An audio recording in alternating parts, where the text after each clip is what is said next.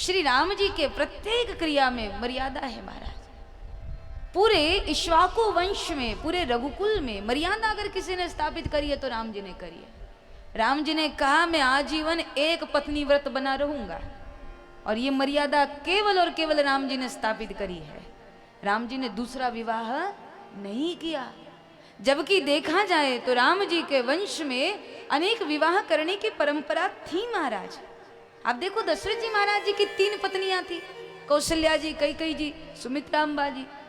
अब उनके पिताजी ने 3 विवाह करे, राम जी 2 कर लेते तो कौन क्या बोलने वाला था महाराज। पर राम जी ने कहा नहीं, मुझे मर्यादा स्थापित करनी है, मैं एक ही पत्नी व्रता बना रहूंगा। और एक समय तो ऐसा आया कि यदि राम जी दूसरा विवाह कर भी लेते थे तो कोई दोष नहीं दे सकता था राम जी को।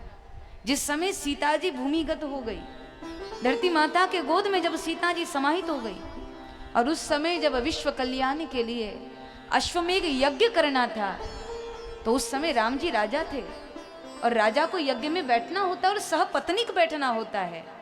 तो उस समय खुद गुरुदेव वशिष्ठ जी ने बोला, राम यज्ञ तभी सफल होगा जब सहपत्नी तुम यज्ञ में आहुतियां दोगे, और सीता तो भूमिगत हो गई है, तुम राजा हो, सहपत्नी तुम्हें यज्ञ में बैठना है पुत्र, इसलिए मेरी बात मानो, दूसरा विवाह कर लो।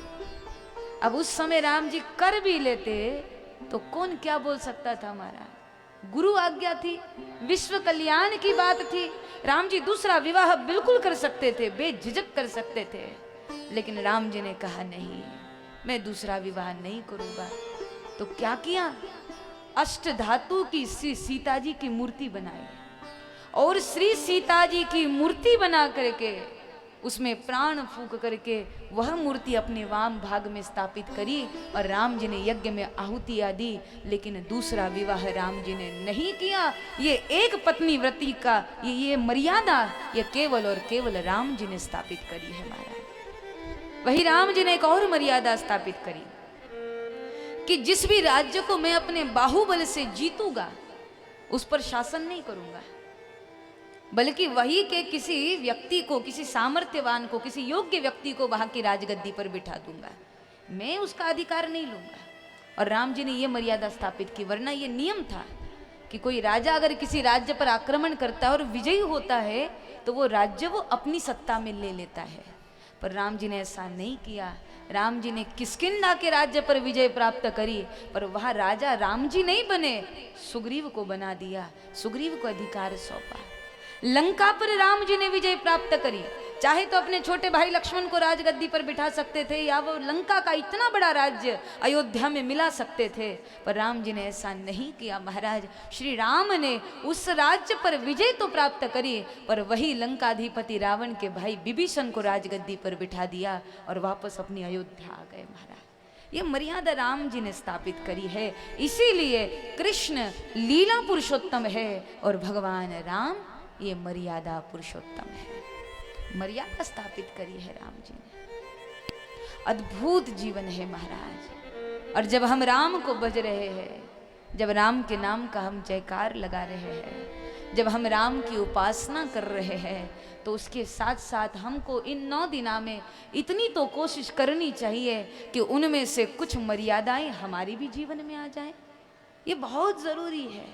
केवल भजने से बात नहीं बनेगी, हमको राम को भजना भी है और राम को जानना भी है। जब जान करके राम को भजोगे ना तो भजन में कोई गलती नहीं होगी महाराज।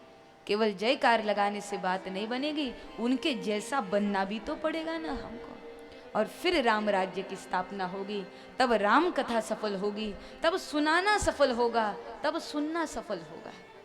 वरना लोग, आप देखो ना, कथा सुनने से बहुतों का कल्याण हो सकता है। मानव जीवन के उद्धार का एकमात्र उपाय राम कथा है, कृष्ण कथा है, लेकिन फिर भी लोग सुधरते क्यों नहीं? 100 200 कथा ही लोग सुन लेते हैं, फिर भी जैसे 20 साल पहले थे आज भी वैसे ही है, जैसे पिछले साल थे वैसे ही थे। और कहते बड़े अभिमान से है, हमारे गांव में पिछले 35 साल से कथा हो रही है, हमारे गांव में तो कथाएं चलती रहती है, ऐसा कोई साल नहीं, 6 महीने के अंदर हमारे गांव में कोई ना कोई कथा हो जाती है। हमने उन महात्मा को सुना, हमने उन वक्ता को सुना, हमने उनकी कथा सुनी, लेकिन बदले कितने तुम? बदलाव कितना आया तुम्हारे भीतर। अगर बदले ही नहीं तो सुन करके किया भी क्या तुमने। परिवर्तन तो आना चाहिए। हर वर्ष की कथा के बाद जब नई कथा सुनो तो बदल जाओ महाराज। देखो साल तो हर साल बदलता है, तुम बदलो तब तो कुछ बात बने। साल तो बदलता रहता है पर उसके साथ साथ हमको भी तो बदलना चाहिए। कुछ दुर्गुण हटे, कुछ सद्गुण जगे, तब तो राम कथा जीवन में असर करे महाराज। अद्भुत है राम कथा, बहुत विलक्षण है।